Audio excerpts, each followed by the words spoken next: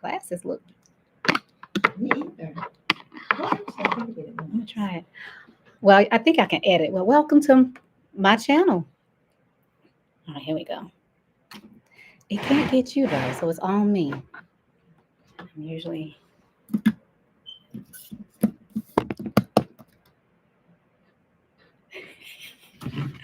I feel scatterbrained. Hey, Pat, let me breathe.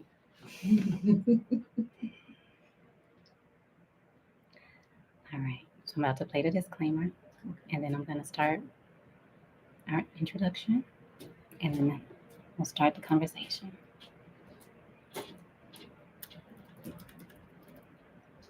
Hey, my dear, I'm just about to get started.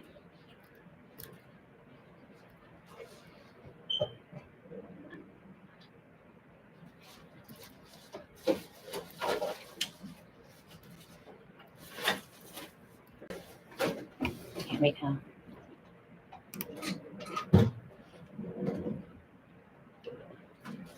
Oh, and keep your answers short but thorough. That way I can ask more. Okay.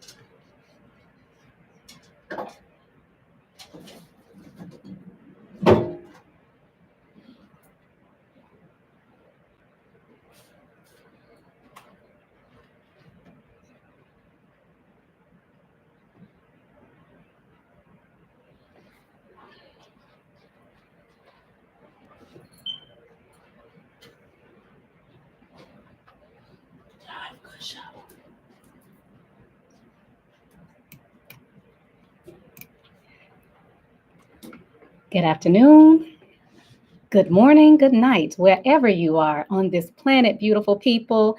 Welcome to another episode of Healing Conversations, your go-to station where we talk about all things mental health and relationships.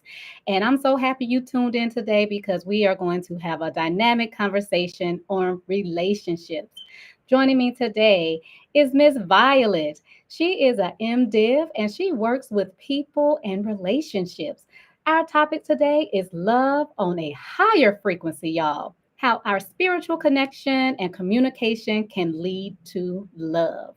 And I'm just going to put it out there. She's also a renowned author. We'll talk about that at the end. But today she came to give us some nuggets, some jewels, and some tips to help improve the quality of our relationships. And if you're not in one, hopefully this will help you get in a good one, y'all. So listen up.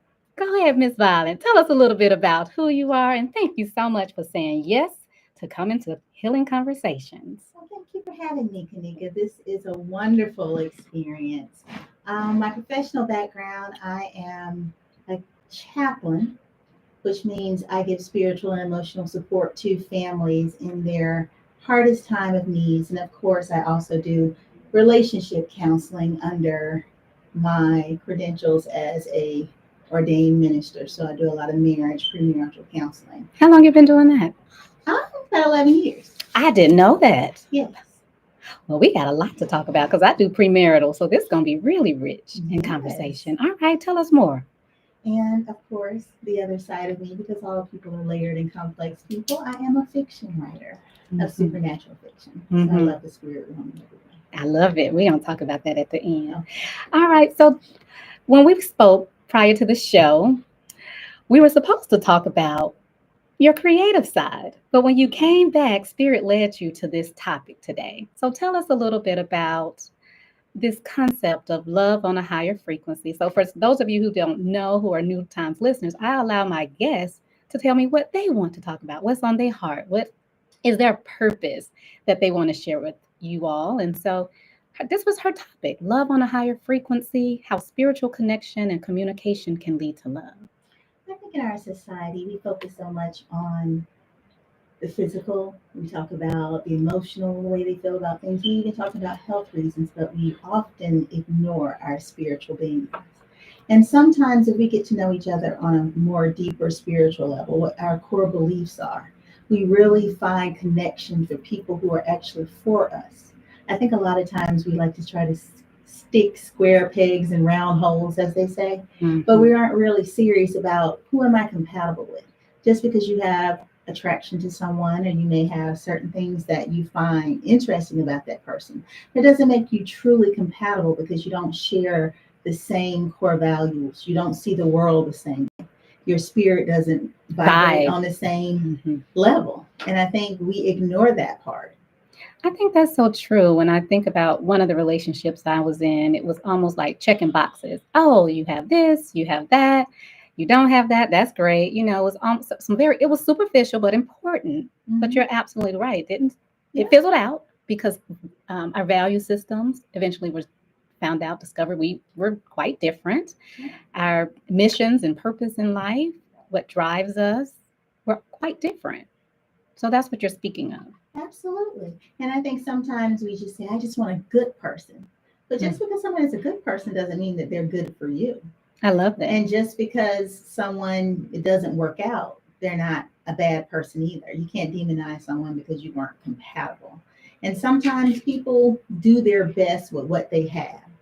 But it's very important to, I think most relationship issues can be resolved in a simple conversation. I love what you said. Do their best with what they have. I see that in therapy. Yeah. Some people just don't have the skills. No. Whether it's communication, conflict resolution, how to love based on their own upbringing, how to negotiate, collaborate, express their anger in a way that is healthy. Talk to us about that. That's true because we only know what we know. And if we don't learn better, we don't do better. And then even when you reach your highest level of whatever that is, you still have to deal with someone else's stuff. What I'm learning, people not dealing with their own stuff. And people, we all have feelings about certain things. We view the world different. Everything is individualized. And I think in relationships, we have to deal with each other with grace and understanding, and things that you may not understand, you have to learn how to just accept. And I think sometimes I always laugh at my children. I say, you watch too much TV. I think media has done a huge disservice to relationships and what you should expect. And social media tell you how things are supposed to be. And you need to learn what's good for you. Yeah, what's good for you. I so agree. I constantly look at social media just to take a pulse of the community, what people are thinking. So it gives me insight on how to help because it's some false information based on their own opinion. Yeah. And that matters, but it doesn't make it a blanket. She laughing, y'all. It doesn't make it a blanket do-all for everybody. Yeah. And that's a misconception that's created. I think it's a dangerous thing to generalize anybody or anything. And I think we do it so quickly. We make these sweeping statements that men do this and women do this. Well, they should do that and they shouldn't do. Yeah, and it's not a fair thing because when someone generalizes us, we're offended. We want to be all deep and layered, but yet we throw these general things on everybody else, and that's make not it fair. Yeah, make it fair. And we're always the special one, except for me. Because you're unique. Yes. We all out here being unique, in our personalities and our needs, and we want people to bow down and respect that. Yeah. Without really understanding the complexity. When you said that, something you said a moment ago, but it made me think of about a vehicle, right? Mm-hmm.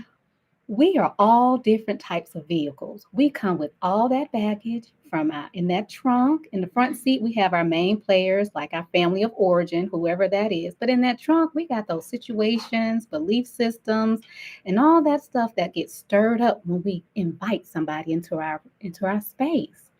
And so we have to understand, what are we driving? How are we showing up? Because how we show up may not be like people are really perceiving us. That's absolutely true. And they're not wrong for the way they perceive you. Because we only know what we know. Like we go from the beginning, we only know what we know. Like when you go back, when you were talking about a little while ago, like how people view love and do the best they know how. Like I was talking to my daughter the other day, and I was like, you can't expect someone to be the way you think they should be and how they should respond as if someone can read your mind. That's not a fair thing to do. How did she respond to that? She's like, but some people should just know. I say, no, you can't assume what people know. You don't know who raised them. No. What romantic novel they may have read that impressed. I had a woman who told me her relationship role model was Harlequin novels. Can you imagine how difficult her dating situation has been? To be honest, I mean, growing up, my father died when I was 12. So for me, my idea of love I got from romantic movies. I said, I want that when I grow up. Because, I saw, and then in my 20s, I didn't want to get married at all because I saw long-term relationships where people slept in two different rooms. They didn't speak to each other. One came in the front, one came in the back. So when I saw people married for 30, 40, 50 years, I was like, I don't want to do that. That's like a waste of life in your youth. I want to be free. I want to be free. Yeah. But believe it or not, it wasn't until I met my college sweetheart and I saw his parents. And they were married for 40 years and they still touched each other and they kissed each other. And I actually saw real people who liked each other. So it went from TV to, I'm like, okay, this can be for real. This is a realistic portrayal of not just love, but Black love. You had a role model. I had a role model. Did they give you all any secrets and tips for how their relationship? What did they say? They say you got to choose each other every day. And you don't put anyone in the middle of your marriage.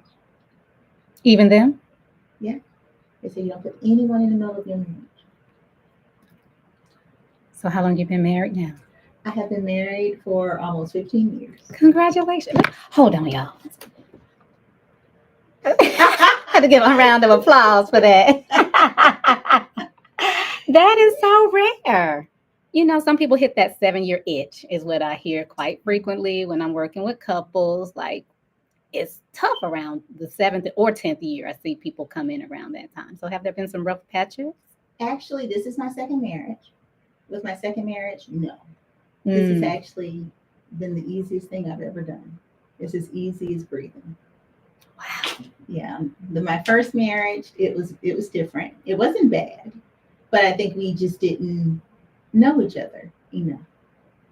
Okay, I'm gonna challenge you. Yeah. Was it them or know yourself? I think it's both of us. Both. Okay, that's fair. I don't believe anyone is the perpetual villain. That's true. Even when you have people who you say, oh, he's a liar, he's a cheat, he's a heartbreaker. And that could be true for some people, but still, it's never one person that's always the bad guy. Yeah. It's impossible. Absolutely. I ask my couples the first time we meet, your homework is to identify the role you play and what is happening in your relationship today.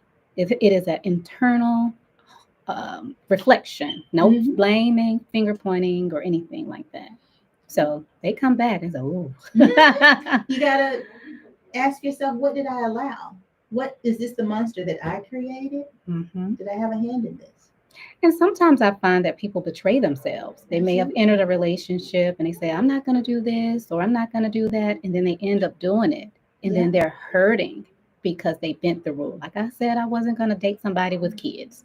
Or I said I wasn't going to let somebody disrespect me or cheat on me. And then I took them back. So, you're disrespecting yourself essentially. And then they're realizing that they're part of the issue. Absolutely.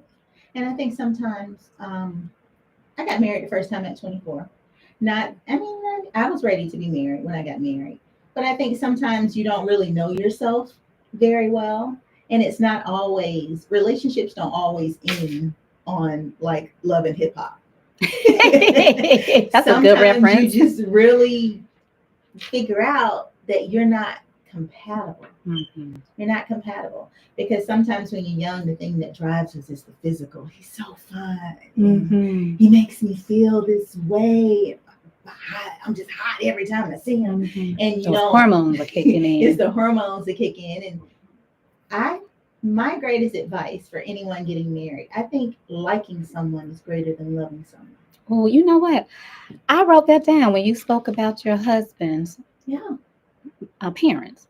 yeah, Liked each other. I was going to circle back, but you yeah. already, we need to talk about it now. Let's talk about I think liking it's each so other. important to like who you're with, because if you plan on being married for a lifetime, you're going to grow old. Of course, you can be beautiful at every age, handsome at every age, but you're different at 25 and 45 and As you're 85 supposed years to. old. I mean, you have things, you know, your body betrays you sometimes, and you may have ailments that take Hmm. over, and you just change. You just change in a lot of things. The way you So, think, so your the spiritual growth. spiritual growth, all of those things, you change as an individual. You're never the same person, but when you like someone, that you can have a conversation with them. That when you're not as hot and bothered, you can still sit there in front of TV and laugh about And something. not feel like you tolerating them. Yeah, you, because when you don't like somebody, you don't want to be bothered with them. Hmm. Everything they do is an annoyance. Irritating. It's just so irritating. But when you like that person, you give them so much grace, because they become not only your lover, they're your best friend, and you can tell them anything, and they don't judge you on it because they accept you just the way you are, the good, bad, and the ugly.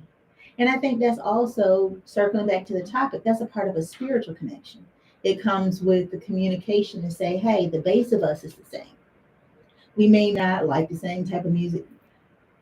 I like a lot of music. My husband plays alternative rock and punk rock and all of that stuff on his spare time. Do I like it? Not really.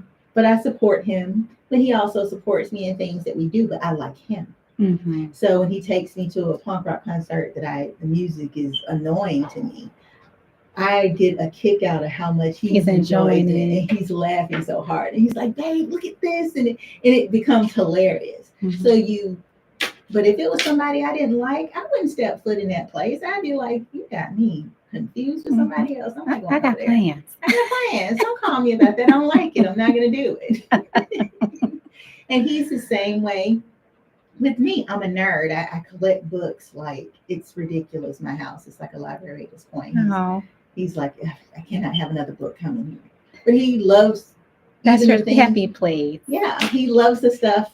He loves me loving the stuff I do. So if he sees something that I really enjoy, he'll go get it for me. Mm, And that's so thoughtful. yeah, because you like that person. You like to see that person happy. And when you feed them, they feed Feed you. you. Yeah. Right. So you just spoke about that frequency. How can someone that's unaware of what that may look like or feel like, what are some things that may be able to help them get in tune with that frequency? Deep breath over here. I think everything starts with real conversations. I don't think people are honest about what they feel and what they think. And I think, and I've been there. I I can't say, and I say my ex-husband is a beautiful person and we raise beautiful children. But the freedom I have in my relationship to speak my mind is not the same.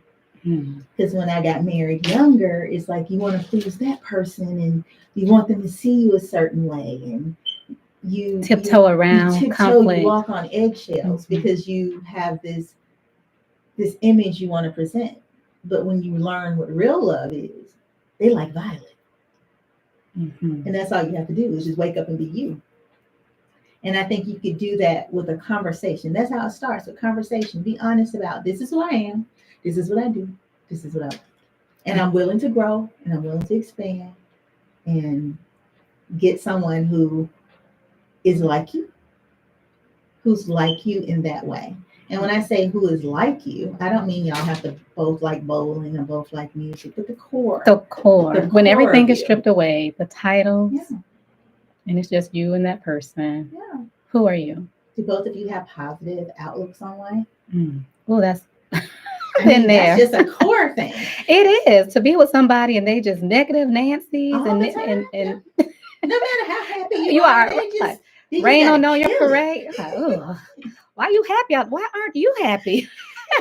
Then they insult you like you You too scatterbrained to be, because if you were really intelligent, you would see how cynical this world really is.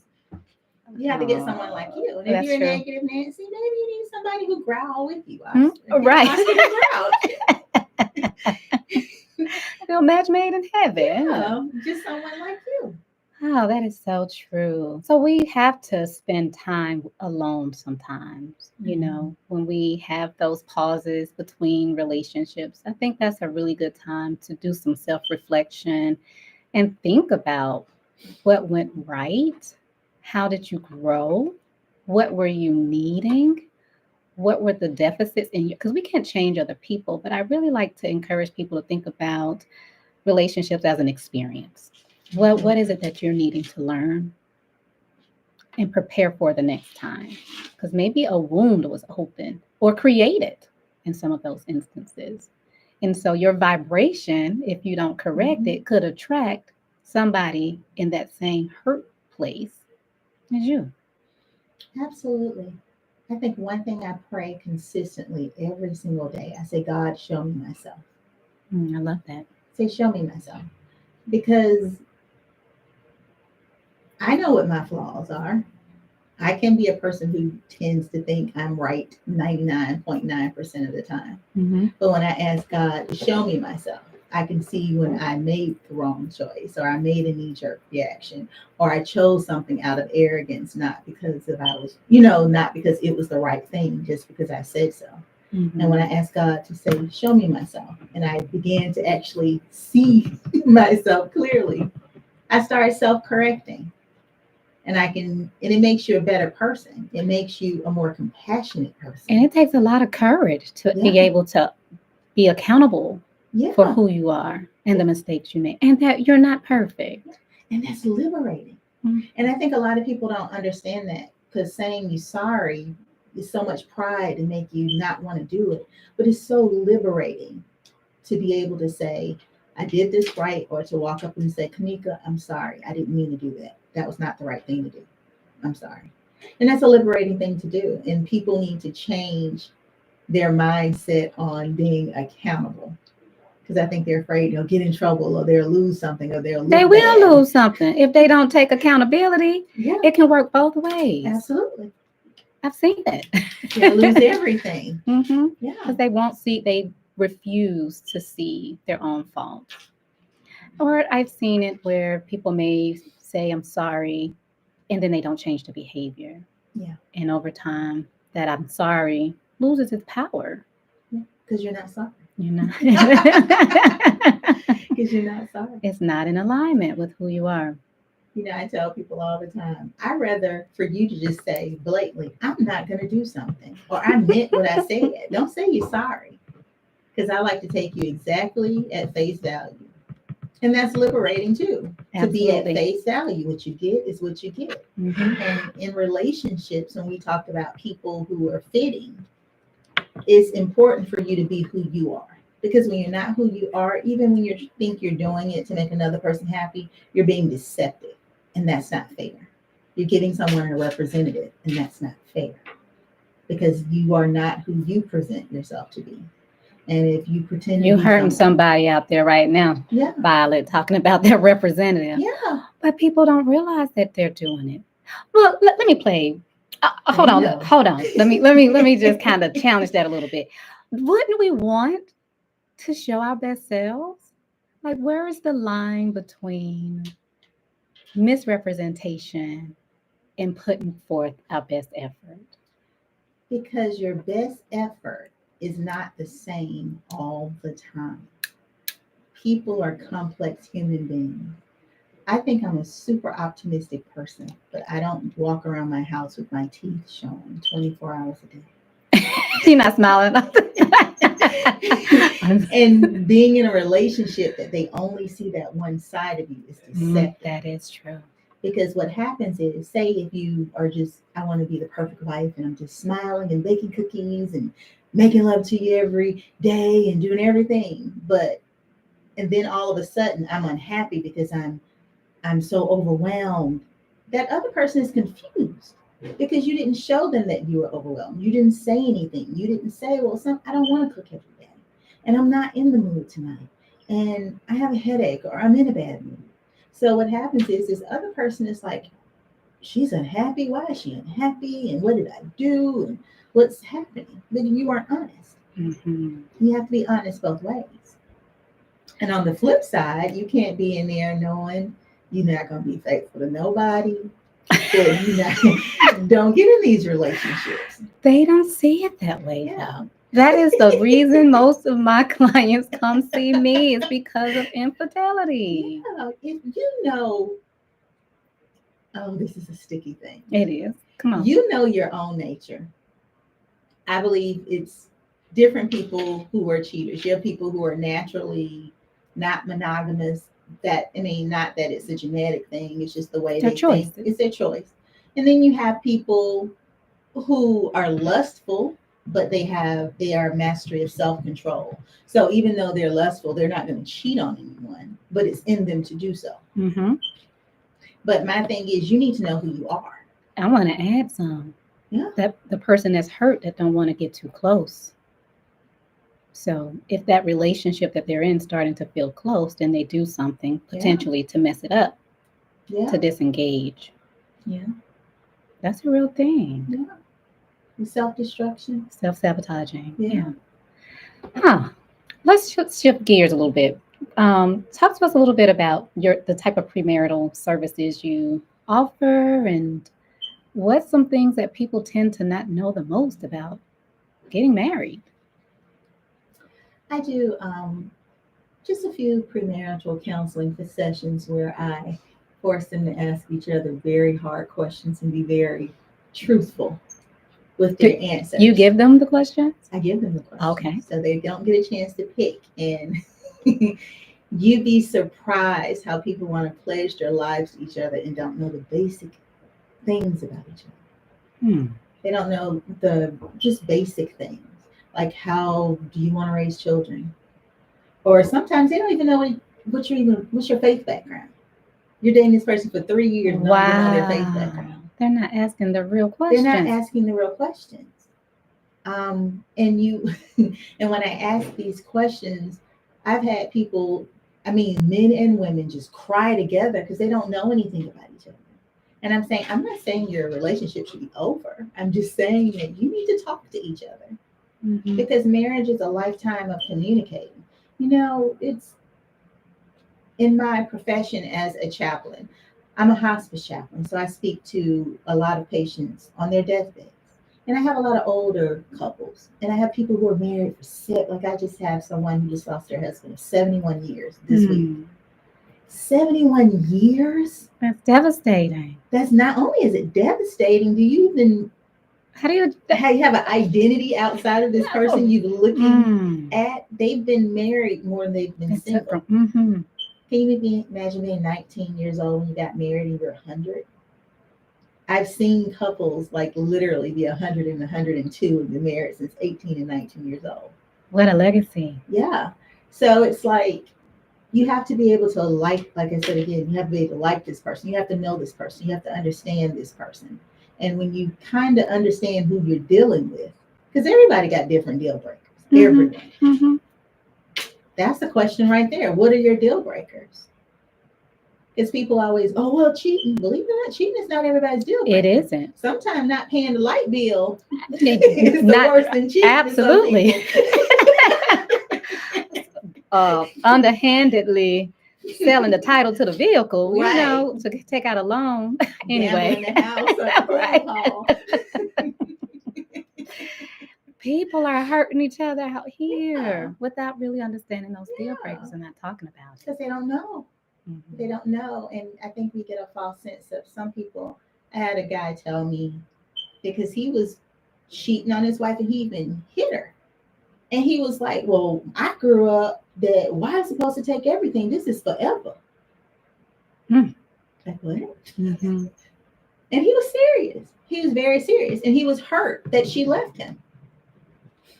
That surprised hurt. him. Yeah, he was surprised because he was like, old school marriage, he's supposed to do forever, no matter what. I'm glad you brought up that old school. So I just wrote that down. We are vibing right now. So my question is a little bit about that old school concept of relating. right? Because lately I've had a influx of shift in how women are looking at relationships. Kind of like you said, men are still kind of stuck. Not everybody, I'm not generalizing, but there are a lot of men that I'm experiencing that have not shifted in how women have shifted because the way in which women needed men in the past to survive has changed. So things that women took is different now because they're more independent, they're making money. Are you seeing those kind of shift in dynamics when you're working with couples too? Absolutely. And I think it's a hard pill to swallow because you have, and of course, we're not generalizing, we're just, you have guys who look at their fathers as role models, like most of us do. Mm-hmm. And, you know, your first role model is that parent. And your dad handled business, and your mom may have been more submissive. You know, he was a breadwinner and she was kind of docile. And if that was that scenario, you might have a young man that's looking for that same type of woman, which is nothing wrong with that woman. But if your mom, like I have someone in my family who had never worked. So when her husband died, she didn't even know how to pay a bill. So, but now you have women who not only do they work, they are the breadwinners and they take care of all these things. And it's kind of hard when you're in that place to look at somebody like, oh, what exactly can you tell me Mm-hmm. what to do? Mm-hmm. And it's a balance between men and women, period. It's hard for some women when they are a boss in their life to not to take a back seat, but even to be equal sometimes. Because it's both of us. It's men and women. We both have problems. Sometimes men want to dominate, sometimes women want to dominate instead of just being balanced with each other. Yeah, I like that balance. In balance. Because I believe in relationships, it has to go. I know in my relationship, it works well. When the person who's the best at something, they do that thing. That's right. They do that thing. I have a concept, and I took it from the business model. It's SWOT, like strengths, weaknesses. What is it? Oh, I think it's opportunities. What's the T? Somebody out there, I know y'all know what the T is. Oh, anyway, but the concept is to not only understand your own strengths and weaknesses, but what about your partner? Yeah. Because if you're not good at balancing the books or you're a heavy spender, but your other partner know how to invest, can read stocks, why not have that balance? I think we have to understand that there's a level of trust Mhm. that needs to be built and understand like this is a partnership. Marriage is a partnership. Yeah. Some of the couples that I work with, they're just so fascinated with the production of the wedding. I'm like, okay, well, what about the next day and the days that follow? That's when the work really happens. Yeah, I think this wedding production thing, I think is so over the top. Like, you know how you get on social media and you scan through this stuff, and I think people should be able to have whatever they can afford. But I think sometimes people invest too much on productions for other people instead of really nourishing what they have at home. And when you have people, you'll spend $40,000 on a wedding and you're divorced within 12 months. Mm-hmm. Because they didn't invest in No, themselves. they didn't invest in themselves. They're too worried about the dress and the suit and the dance routine somebody was going to do down the aisle and forgot to say, "Are you okay, baby? How you feeling about this? Mm-hmm. What are our plans for the next few years?" I'm telling you, talking, if you don't get anything else out of this podcast, talk to each other. Communication is truly, truly key to really be honest with people. And I hate when people say brutally honest. I don't think you ever need to be brutal to be I honest. don't think so either. Mm-mm. There's so much more strength and kindness. Absolutely. People can hear you. And you can say whatever you want to say to someone without being cruel Mm-hmm. In and love, mean. in In kind. love. And be honest. Something about the art of communication may have been lost too, because like you Mhm. said, that beautiful, um, not beautiful, brutally, Brutally. brutally honest has taken precedence. Yeah. I'm just gonna say what's on my mind, Yeah. I think and people are feelings get really into hurt. it. Yeah, They they are. are. I just see it. I was like, I see what I see. You just doing that's your excuse to be an a-hole. Mhm. There's no, I mean, you can say whatever you want to say in love. And love doesn't always mean Right. I mean, it's just saying what you say. When you know how someone feels about you and they come to you with it. We use our parents. If you have a good parent, like my mom always told us things, and I knew everything that came from her, whether I agreed or disagreed, I knew she told it to me because she thought at that time that was the best possible scenario. And I think that's how we should do with our partners. It's not when I tell you stuff, it doesn't mean that you don't love me because you don't do what I say. Just listen and talk to each other and just see where we're coming from. That is really critical to have the awareness of let's slow down and let me hear your point of view. Hear my point of view. We may not agree, but how can we navigate the problem and not each other? The problem is the issue, not each other. Yeah. And so I think that's very important to get inside of the mind of your partner as much as you can. Sometimes I have to coach my clients on, like, I don't know, let's say one of the guy really like football and the lady really like, I don't know, gardening. Sometimes you may have to use the language that your partner is familiar with to reach them. Yeah. And that can be very helpful in the communication. Yeah. And I think also just giving them space to say whatever they need to say without criticism. Oh, that's where things start shutting down. When I work with men, they say, I try to express myself and she shuts me down. Ladies, we not all the way right. Not at all. Our tongue is a weapon. So wicked. Oh my God. And we know it. I'm dealing with a client right now. She knows she's powerful right now with her tongue. She letting him have it. A few of them, actually. And it's disempowering to self. But it also is very damaging to the relationship. But I know that when those guys want to speak, I was listening to something earlier and it was on this idea of a safe space. Marriages, relationships, you should have a safe space to talk. And that's a place to be vulnerable and not have things that you share be weaponized against you later. Or it's basically just an opportunity for you to be yourself. So then if you say something or if the guy says something and then she shuts it down, she pushes him away, he's learning not to open up again. And it can work both ways. I'm using a guy as an example because that's usually who I see that shuts down are the men in relationships because of the tongue lashing that the woman has exercised.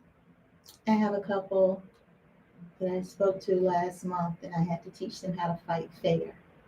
I said it's healthy to fight in relationships, but you have to learn how to fight fair. It's certain things you should never say to someone that you call yourself loving. Because people never forget what you say about them, the way you make them feel. And certain things are really below the belt. You have to learn how to say, okay, say what you got to say. You can fuss, raise your voice a little bit, but you shouldn't say things. For example, if someone tells you that they went through a trauma, in the middle of an argument, you shouldn't lash out. That's why I did. And sometimes I think people say things to each other at the spur of the moment, and then it's so deep and nasty, and then they're shocked that that person is still shut down. 3 days later. Yeah. And because it hurt.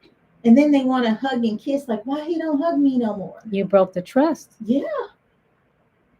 I was like, would you hug someone who said that to you? I said, that's worse than what an enemy would say. Because they told you that in confidence. Yeah. You gotta be careful with our tongues, y'all. Yeah, absolutely. Once it's out there, you can't take it back. It's hard to repair it. And some people hold on to things. And resentment builds. Oh my gosh.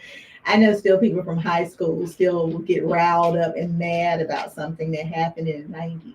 And, it's funny, but it's not funny. But sometimes people really hold on to things. And they just have a hard time. So imagine a person that you're married to a person. You can't get away from them unless you divorce them, right? Yeah. And it's sad to get a divorce over something that could have been preventable, like hurt feelings. because people, when you betray their trust, they could get all these things in their head, and it becomes a mountain of they did this, and everything is escalated. Everything you think they did is like And then they go back to the magnified. beginning of the relationship, Yeah. like, well, it wasn't a problem then, but it's a problem now. Yeah. They started talking about, but I can remember what you did when we first went on date number 3. We were like, that was 20 years ago. Right. You're still holding on to that. I had no idea.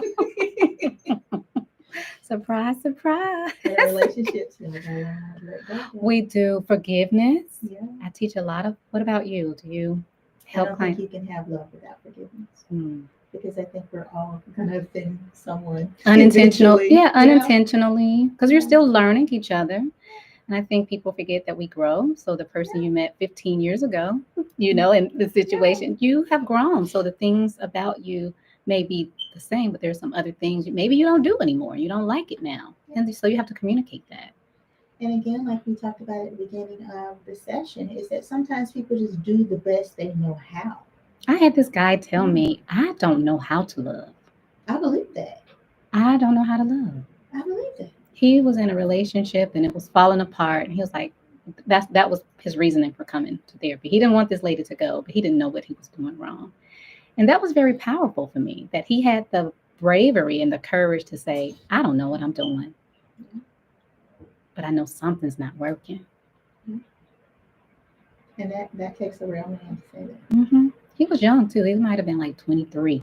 And I'm like, I'm so proud of you for trying to figure it out right now. Maybe it may not work out with her, but at least you're starting to work on yourself to understand what this concept of love is. So for those listening, how do you define love when couples come to you? How would you describe, like if you say you need to, like you just said, we need to do things in love, speak in love. First of all, I ask them their definition of what they think love is. Because what I think love is and what they think love is may be 2 different animals. We can circle back on that. Yes. Now, personally, my thing about love is devotion, honesty, and putting that person first in your life. And as simple as the golden rule, treat someone like you want to be treated. And I think if you just stick with that, just treat someone like you want to be treated, you'll always be operating in love. Like if like we talked about people with a lustful spirit. Okay, but you want your husband talking to that woman, well, you don't need to have a work husband. If you know that thing will bother you to your core in your relationship, don't do it. That's operating in love. And love is wanting the best for that person. And that's not just romantically. You want them to be fulfilled in their personal projects. You want them to be fulfilled professionally. You want their friendships to be successful. You overall want good things for that person. It's not operating in jealousy and strife. Like if your wife get a promotion, you shouldn't be mad if she makes more money. Jealous. Yeah. No, you're a team. I mean, it's no competition in love. You're a unit. Why would you care about who's making the most money? If I made $35,000 and my husband made $300,000, we made $335,000 a year. And that's how you're supposed to operate in love and trust. That's how it's supposed to be, in my definition. You're making some people squirm in their seat right now, Violet. And to me, maybe you should marry someone that you wouldn't want to give your PIN code to your bank account to. Maybe you're not compatible. Okay, speak on that. Somebody's uncomfortable with that idea now. And we back to compatibility. I say just because you like somebody and they're a good person doesn't mean they're good for you. And I think people have to be honest about what do I want, in my life. If you know you're a very anal person and you like order and you meet this free-spirited woman who's a hot mess and all over the place, and you can find her beautiful and alluring, but if you know at the end of the day, if anything is out of place, you're going to lose your mind. She's not for you. She's not for you unless you are to the point where you say, I'm willing to move these things out of order myself. Right. I've worked with a couple where it's kind of the opposite. So the guy has ADHD. And so a lot of people who struggle with ADHD, they can be disorderly or they're very forgetful and things like that. But she's learning to navigate his inability to be how she would prefer him to be because Yeah. they love each other, right? And so he's also learning some interventions to make sure that he's doing his part.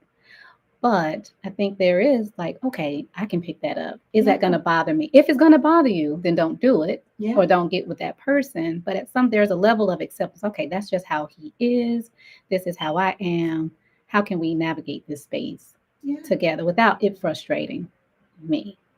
Absolutely. And that's what it is. They don't have to be exactly like you, but if you know you can bend, because marriage is about compromise.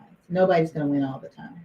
But if that compromise is something that you could do without selling your soul for, Not being mad 10 that, years later yeah, because you tired of seeing the messy house. yeah, you just have to know yourself. And if you know Right. that's going to bother you, because I believe, and this is where we get back to the spiritual things, I believe we all have God in us, and we have an innate spirit that tells us. People call it consciousness, intuition, or whatever you want to tell you. You know the root of who you are, and if you know you can see somebody, you're already like, Mm-hmm. oh, but I want to though, but it still bugs you, and it never stops bugging you. That's not your person. I heard this concept a little while ago because we're given a lot of information, right? Yeah. So we can worship knowledge more so than wisdom. Mm-hmm. So, though we have this information, we may not tap into the wisdom, like the spiritual component that you're speaking on, because intellectually, we're doing something or thinking something, but there's no balance of that intuitive heart and the thinking Mm-hmm. mind. What are your Absolutely. thoughts about that? I agree with that 100%. How I started off saying that we focus on the mental, we focus on the spiritual, we focus on the material, but we are spiritual beings. We are spiritual beings in a temporal body, and we have to pay attention to that innate thing in us. We all, no matter what you believe in, what your faith is, because I'm a person that believes that God has spoken to every human on this earth, and religion is just the expression of what they think Mm-hmm. God meant. So I don't care what you believe in, what you don't believe in. It's something in you that says this vibrates as Violet, this vibrates as Kanika, Mm-hmm. and you have to be able to listen to that thing. And although knowledge is power, you have to have that wisdom. What's that old saying? Saying knowledge is that tomato is a fruit. Wisdom is knowing that not to put it in a fruit salad. Right. I haven't heard that, but it definitely makes sense. Yeah, you can know something, it's a fact, but you still have to have that wisdom to tap into the spirit inside of you that moves and animates you. That's the core of who you are. To say this doesn't Fine. vibe right with me. I think that's so critical as you're explaining that. It made me think about the concept of religion and spirituality Yeah. because so many people can quote scripture Mm-hmm. or information from various religious texts, Yeah. but they haven't internalized it. No. And so it's almost like it's twofold, two people you're dealing with because they can tell you one thing, but yet their body, their spirit isn't in line, at least sometimes, Yeah. with what they know. Yeah. But they feel inside. Like, if you go to a church and your whole body tingles for the good, or you get the cringe every time you walk into the door, but yet you keep going because your grandma went and your grandpa went. And it's the same thing with relationships. Your spirit tells you when you're with a person that even when you like them so much and the physical relationship is so good, or the material perks is so wonderful, it's just, it never fits right. And even I've when you been can't there. put your finger on it, I can remember when I was in college, and a classmate of ours, TJ, Mm-hmm. and that's the wisest thing TJ ever told me. I remember it was a guy my sister hooked me up with. His name, I can't even remember his name. But he was a nice guy, and he was handsome, and he was good shape, and he used to Check write those. me love letters, and he would buy me flowers, and he was like so smart, and I didn't like him. And I didn't know why I didn't like him.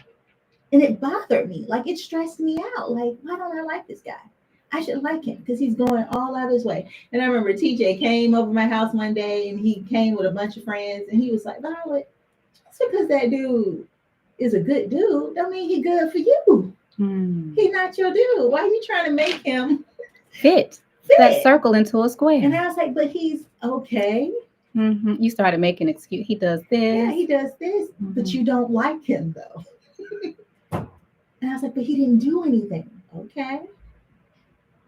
But I wanted to go against my spirit. It was something in my spirit that was like, Something's off. Something is off. And I never was able to figure it out. But I just one day told him, I was like, I think you're really nice, but I just don't see you that way. Oh, you told him. People. I told him. I know people have trouble letting people go. Yeah. That's a struggle. That's probably another conversation, but because we're almost at time. But I know I deal with couples or individuals. They usually come as individually to say like, "Hey, I really want to break it off, but I don't know how."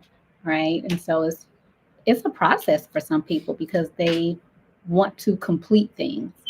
Like that's been their history. I want to complete. I don't fail. I don't quit. Whatever that mentality or that message that they are having, it's the barrier to letting them go. So maybe we can talk about that on another day. Yeah. But I do want to give space for your creative arts. How do you intertwine? Of course you do, right? The spiritual component into your creative works. Talk to us a little bit about that. I do, because I am a person who have a deep love of God and spirituality in general. Although, which is funny, I write sci-fi, fantasy, and horror. I always have the element of spirituality in it because I believe that no matter how dark things are, there's always hope. Mm-hmm. And it's not Christian fiction. It's not like end of the world stuff like that. It's just general hope. I think it's always a light at the end of the tunnel for me, because I think no matter how, I can always see the beauty in life.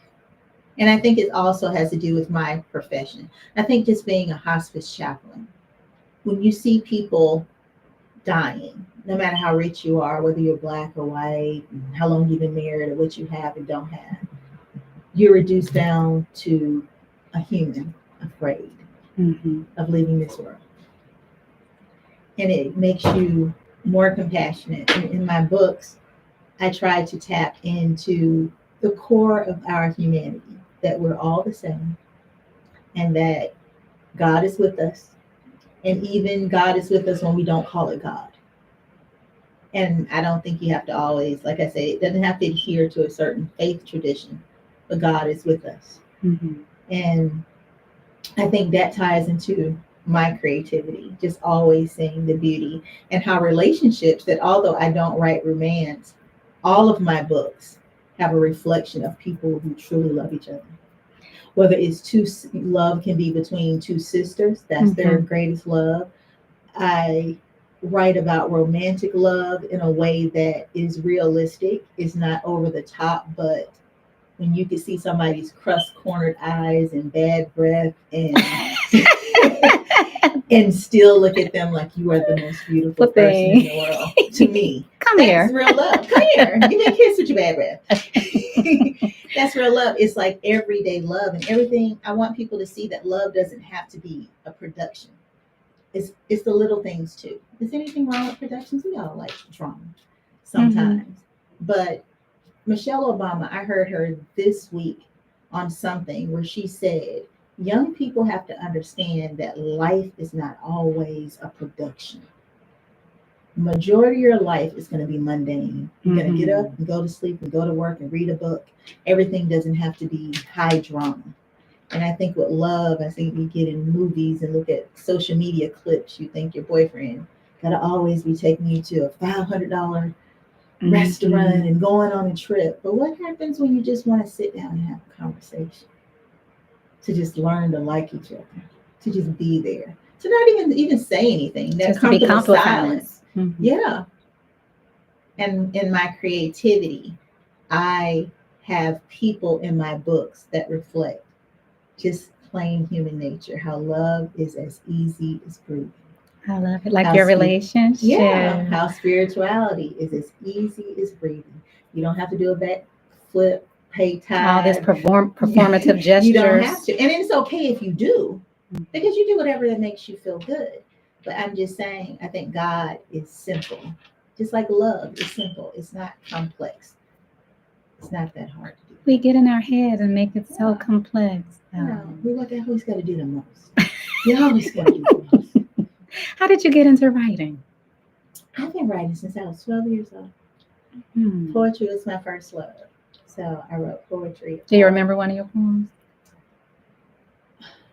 No. Okay. I'm gonna say share us a piece. That was a long time ago. I haven't written in a while. Well, how did you get into sci-fi?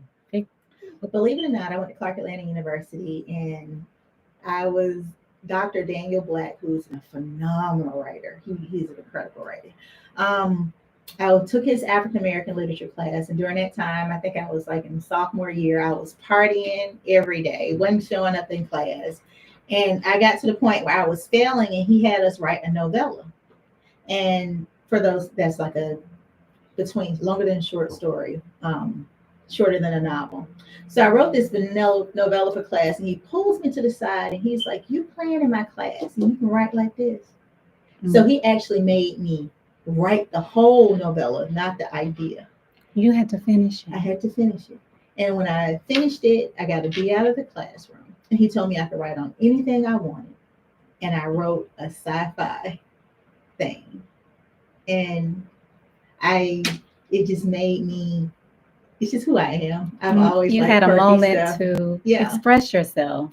Because, you're there and everybody's talking about how the cage bird sings. And I didn't, sometimes, especially when you're in literature, you feel like maybe I need to be this way. But I don't like that stuff. I like spaceships and ghosts, and that's what I like. And he gave me the freedom, like, you write what you write. You don't have to be to your own trauma. Yeah.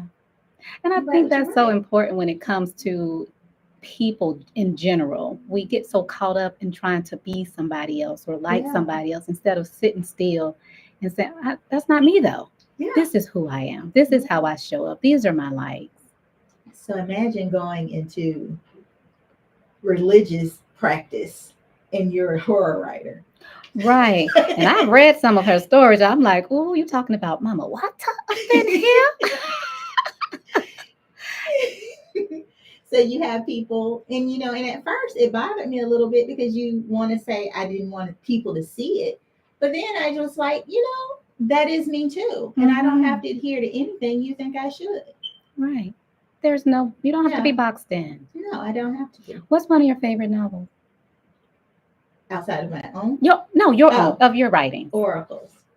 I haven't read that one. That's one of your newer ones? Yes, that's the last novel that I wrote.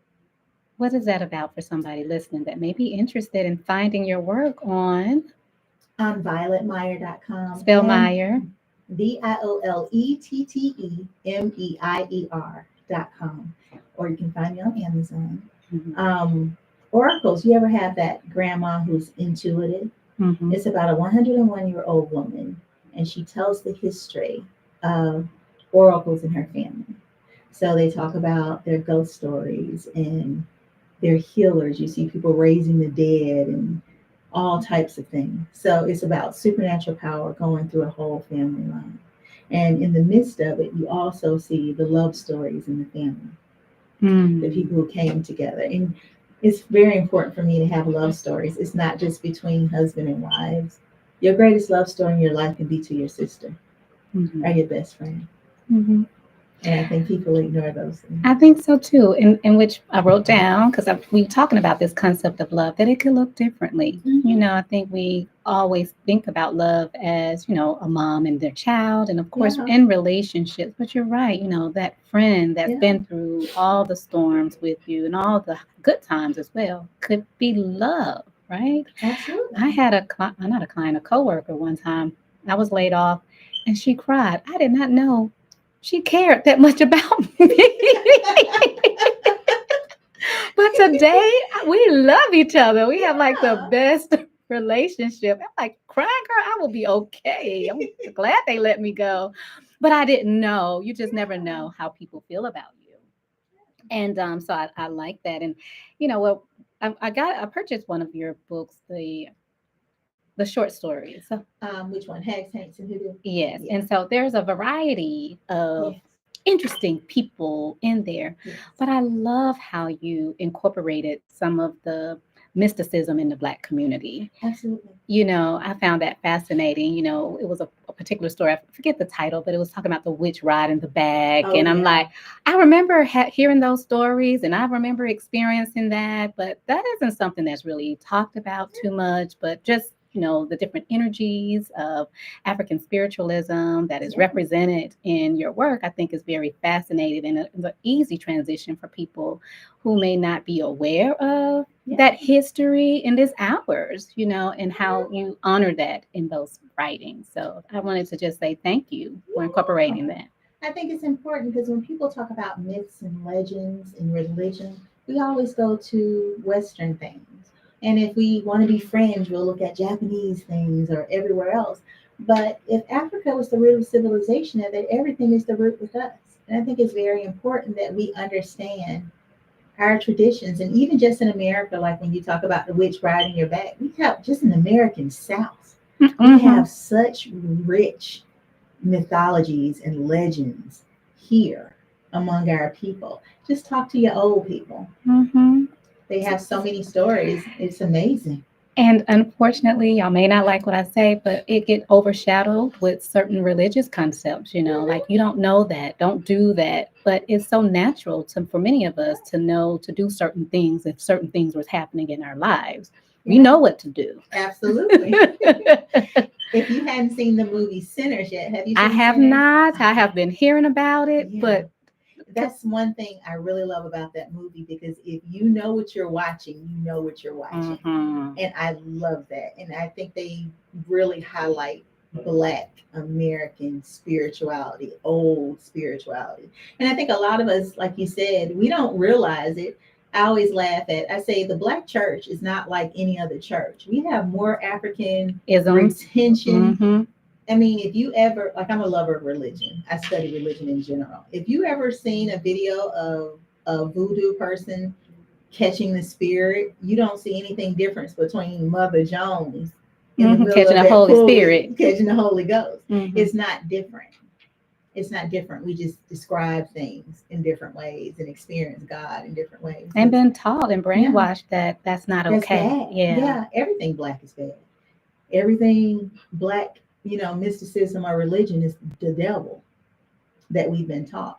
But I think as Black people, you should really think about that. We have You need to to think because about that. it's a rejection of a part of self. Absolutely. The more we understand that we can embrace it and maybe have more self love. Yeah, I absolutely. think that is important. Yeah. Well, Miss Violet, we have come to the bottom of the hour. Thank Is you it? for having Yes, me. thank you. This has been so rich. Do you want to give a shout out to anybody?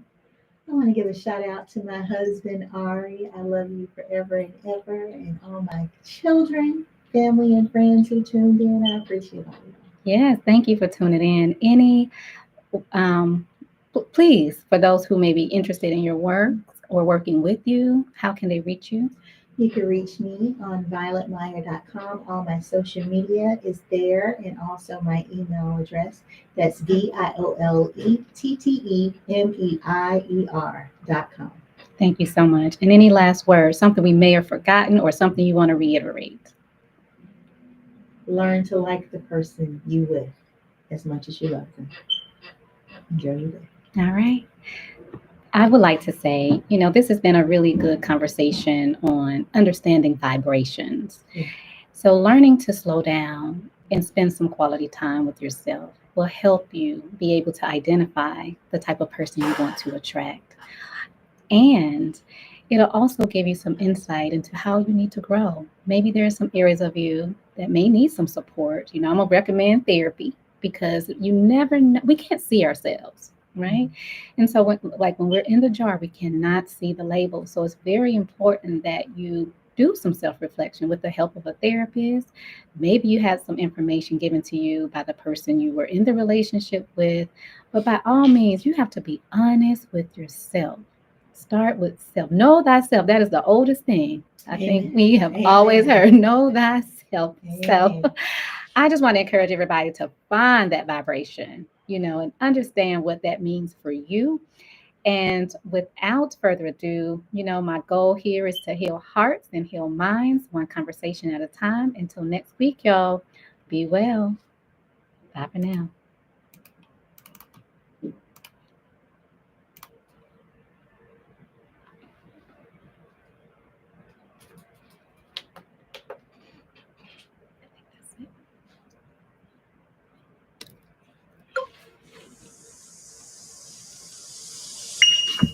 That was awesome. Thank you. You were awesome.